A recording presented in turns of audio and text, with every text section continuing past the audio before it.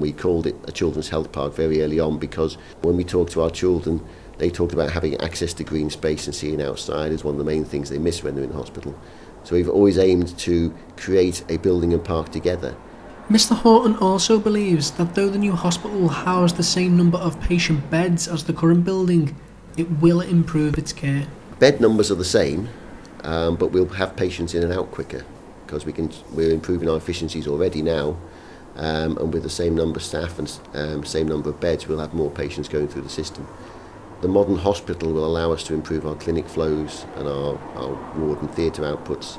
Not only do the new hospital plans aim to improve care, but also transport links, and they encourage nearby members of staff to walk to work. The building itself manages it by moving from a side road where it's got 1,200 cars a day coming down through the local housing estate. It's moving all those cars onto a dual carriageway with 3 lanes. Also, in moving across to that side of the road, we're joining up with 12 bus routes into the city instead of the 3 we have in our present location. And we're getting closer to a large number of staff in the hundreds that live on the other side of the hospital at the moment. Can't access the hospital easily by walking because of the park. We're aiming to see a large number of staff coming out of their cars and starting to walk to work. The new hospital also aims to generate 60% of its energy on site. We're doing that mainly by combined heat and power plant, basically large generators running on a mix of diesel and biodiesel.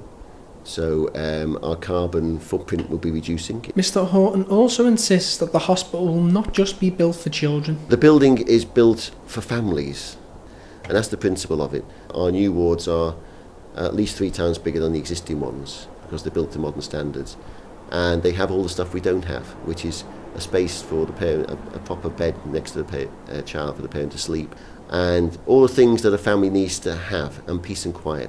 At the moment, we can see parents looking for quiet space when they're in hospital and their children are suffering, they can't find it, and this building provides that. So it's building for the families, and if you keep mum and dad happy, you keep the child content. With the old hospital having to be demolished to make way for the new one, will people be sad to see the 100-year-old building go? Alder isn't the bricks and mortar that we work in, it's the people themselves.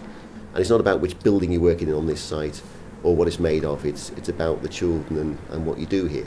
And that will go into the new build. Hopefully that spirit will take it with it. The new Alder aims to be open for 2015, though there has already been a slight delay. We've slipped a few months. We were looking at early 2015. We're now looking at probably summer. But 2015, we hope to be opening the doors on a new building. Alder has been graced over past years by many members of the royal family, but will there be a royal opening to the new hospital? The Duchess of Cambridge did come in a few months ago, and the children showed her the models of the future hospital design. One little boy did ask her, could she come back and open it? There was no committal there, but it would be very nice if it was a royal opening. No matter if there's a grand opening or not, one thing is for sure. The children will enjoy the new state-of-the-art facilities Alder has to offer in 2015.